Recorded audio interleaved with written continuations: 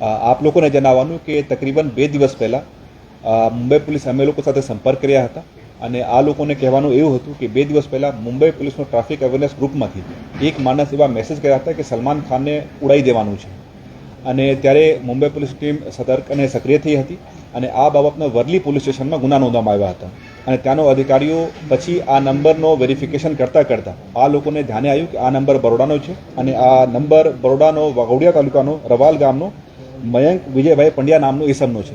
એ લોકો અમે લોકોને સંપર્ક કર્યા હતા અને બધું ડિટેલ્સ અમે લોકો સાથે શેર કર્યા હતા. ત્યારે અમે લોકો એ મયંક પંડ્યાને લોકેટ કરીને પોલીસ સ્ટેશન લાવ્યા હતા અને એમની પ્રાથમિક એક પૂછપરછ કરી હતી. તો ધ્યાને એવું આવ્યું હતું કે આ મયંક પંડ્યાની ઉંમર અંદાજિત 25-26 વર્ષ જેવું છે અને થોડુંક માનસિક રીતે બહુ વ્યવસ્થિત નથી અને એમની સારવાર પણ ચાલી રહી છે.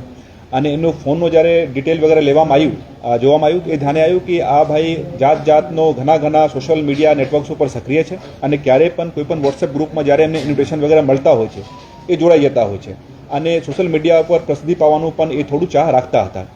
એ બધું વિગતો સાથે અમે લોકો મુંબઈ પોલીસે સંપર્ક કર્યા હતા અને ગઈકાલ આ લોકોની ટીમ અહીંયા આવીને એમની વ્યવસ્થિત પૂછપરછ કરી હતી. એમનો મોબાઈલ કબજે લેવામાં આવ્યા હતા અને એમને ફરી મુંબઈમાં પોતાના મેડિકલ ડોક્યુમેન્ટ સાથે રહેવા માટે નોટિસ આપીને મુંબઈ પોલીસ જતી રહી હતી. મુંબઈ પોલીસ આવી જે રીતે આપણો સંપર્ક કર્યો આપણે સાથે ત્યાં પહોંચ્યા એમાં પરમ દિવસથી એ લોકો અમારી સાથે પણ ટચમાં હતા અને વાઘોડિયા પોલીસ સ્ટેશનનો અધિકારીઓ સાથે પણ ટચમાં હતા. નંબર શેર કર્યા હતા અને એ લોકોની એક જ રિક્વેસ્ટ હતી કે ફટોફટ આ નંબર ધારક જે ઇસમ છે એમની ઓળખાણ થઈ જાય અને એમને આઈડેન્ટિફાઈ લોકેટ કરીને ઇફ પોસિબલ પોલીસ સ્ટેશન એકવાર લઈને પ્રાથમિક પૂછપરછ કરવામાં આવે કેમ કે આ લોકોની ટીમ પણ મુંબઈથી રવાના થઈ ચૂકી હતી. તો પ્રાથમિક પૂછપરછમાં અમે લોકોને એવું લાગ્યું કે એમાં કોઈ ટેરર એંગલ કે બીજું કંઈ બહુ એક્સ્ટ્રીમ ગુનાહિતવાળું કે ખંડણીવાળું કંઈ એંગલ નથી છે જે બાબત સાથે અમે લોકો આ લોકોને વાકેફ કર્યા હતા. તો પણ ચૂંકી ગુનાનો ત્યાં વર્લી પોસ્ટમાં નોંધાઈ ગયા હતા તો એમની કાર્યવાહી પૂર્ણ કરવા માટે એ લોકો ગઈકાલ આવ્યા હતા.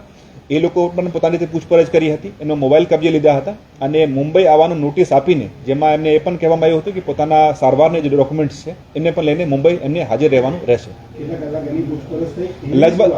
લગભગ 1.5 થી 2 કલાક જેવા આપણા વાઘોડિયા પોસ્ટના અધિકારી પણ હાજર હતા અને મુંબઈ પોલીસની ટીમ પણ હાજર હતી. અને જે મેં આપ લોકોને વાત કરી કે અમારા લોકોને એ માનવું છે કે માનસિક રીતે બહુ સ્વસ્થ નથી અને અમે લોકો પછી ડૉક્ટર રાકેશ શાહ સાથે એમની ટ્રીટમેન્ટ પણ ચાલી રહી છે. એ પણ કાગળો સાથે અમે લોકો ડૉક્ટર સાથે પણ વાત કરી તો એ જાણવામાં લાગ્યું કે એ માણસ કોઈ બહુ કાવતરું કરીને બહુ પિન પોઇન્ટેડ કંઈ એમનો ઈરાદા ન હતું, ફક્ત એક પોતાની એક વધારે પ્રસિદ્ધિ થાય અને લોકો એમના બારેમાં જાણે એ હેતુ સાથે એવી પોસ્ટ કરી હતી અને વધારે વિગત તપાસમાં નીકળશે.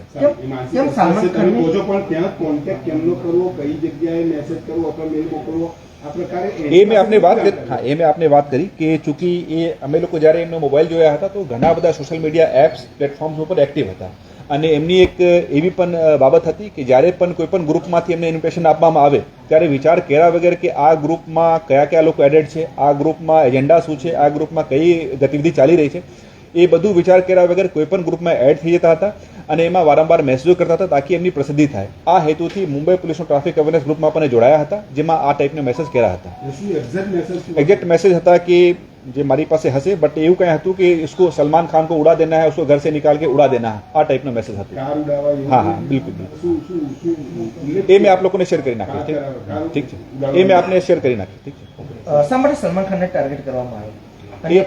જે મેં આપને વાત કરી કે એમાં કંઈ બહુ કાવતરું વાળું એંગલ અમે લોકોને દેખાતું નથી. ચૂંકી માણસ માનસિક રીતે બહુ સ્વસ્થ નહીં હતા અને એટલે એક પ્રસિદ્ધિ લેવા માટે પ્રાથમિક લાગે છે કે એવું રીતે કર્યા હતા. બટ એ વધુ ડિટેલ આપને જે તપાસ કરનાર અધિકારીઓ છે એમની પાસે મળવાનું છે. ના એ વોટ્સએપ ગ્રુપમાં મેસેજ આવ્યા હતા.